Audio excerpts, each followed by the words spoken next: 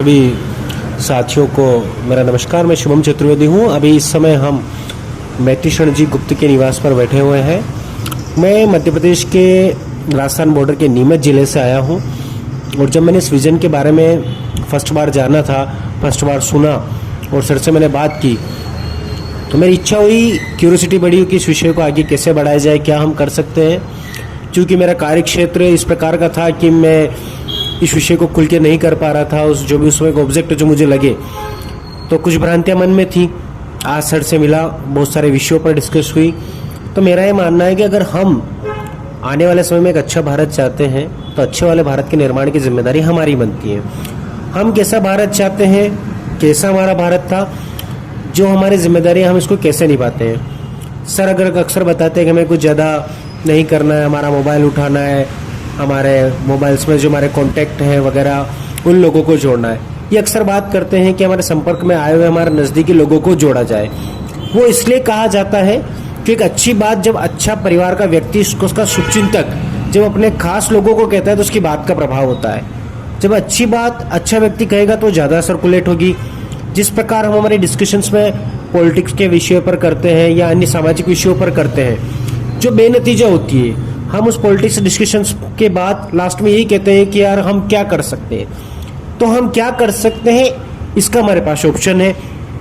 और जब भी किसी नए ऑर्गेनाइजेशन नए संगठन की शुरुआत होती है तो शुरुआती दौर में कुछ लोग कहते हैं कि सक्सेस नहीं होगा या ये फिजूल है, ये बेकार की चीज़ें हैं। मगर आप जितने भी संगठन की बुनियादी स्तर की शुरुआत देखोगे तो इसी प्रकार हुई है। और हमें तो बहुत आसान है कि कुछ ज़्यादा मेहनत करने की ज़रूरत नहीं है। मगर इस विजन को अगर हम डीपली समझेंगे और सामान्य शब्दों में समझेंगे और सामान्य शब्दों से समझाने की कोशिश करेंगे तो हमें बहुत सारी चीज़ों का लाभ प्राप्त होगा। अब आगे हम इस विजन को कैसे सक्सेस बनाएं, क्योंकि पहले तो ये विजन मैत्री शरण गुप्त जी का अकेले का विजन नहीं है। ये हम सबके लिए बहुत अच्छी बात है कि उन्होंने इस विजन को क्रिएट किया। अब इस विजन को क्रिएट करने के लिए कितने लोगों की मदद ली या उन्होंने कितना इस पर रिसर्च किया कि ऐसा विजन आना चाहिए, तो एक पका पकाया हमें एक विजन मिल गया जो लगातार आगे से आगे हमारे मॉडल्स के बारे में बता रहा है। क्रम वाइज इसमें कई सारे मॉडल हैं जिनके बारे में हम जानेंगे तो हमें जानकारी मिल जाएगी। तो हमें तो एक मॉडल मिला है, हमें उस मॉडल को फॉलो करना है। फॉलो भी इस प्रकार करना है कि आप जिस भी वैचारिक या किसी भी धर्म संप्रदाय से आते हो, तो ये कोई धार्मिक संगठन तो है नहीं जो हमें इस धर्म संप्रदाय को छोड़कर इसको फॉलो करना है। यह संगठन है हमारे भारत निर्माण को।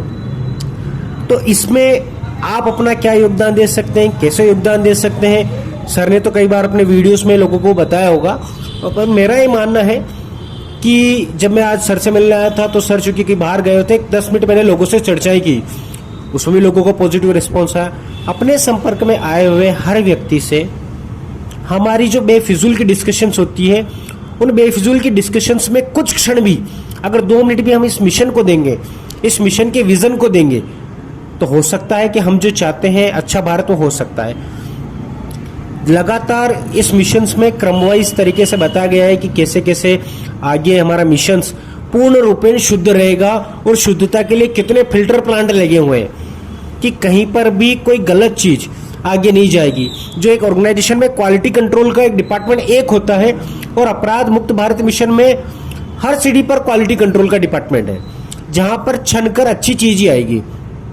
तो अब आप हम सब साथी जो ये चाहता है कि आज के भारत में जो नाखुश है, जो हमारे देश में किसी एक पार्टी विचारधारा से ऊपर उठकर आगे आना चाहता है, कि इस भारत की बुनियादी समस्याओं को समझना चाहता है, और हम कोई किसी भी प्रकार के किसी भी राज्य केंद्र की सरकार के खिलाफ नहीं है। हम ये चाहते हैं कि इन व्यवस्थाओं के अंदर किस प्रकार से अच्छे विजन को प्राथमिकता मिले, और जब तक हम अच्छी चीज़ों की आवाज़ हम खुद नहीं उठाएंगे तो किसी और को क्या जरूरत पड़ी जो इन विजन्स को आगे बढ़ाएगा। हम पत्र पत्रिकाओं में आर्टिकल्स लिख सकते हैं, इन विषयों पर डिबेट कर सकते हैं, संगोष्ठी आयोजित कर सकते हैं, गोष्ठी आयोजित कर सकते हैं। अगर आप किसी भी पेशे से हो, चाहे आप व्यापार के पेशे से हो, शिक्षा के पेशे से, स्वास्थ्य के पेशे से, जिस भी पेशे के आप बिलोंग करते हैं, उस पेशे के संपर्क में आए हुए व्यक्ति के साथ आप इस विषय को रख सकते हैं। विषय को रखने में संकोच मत कीजिए।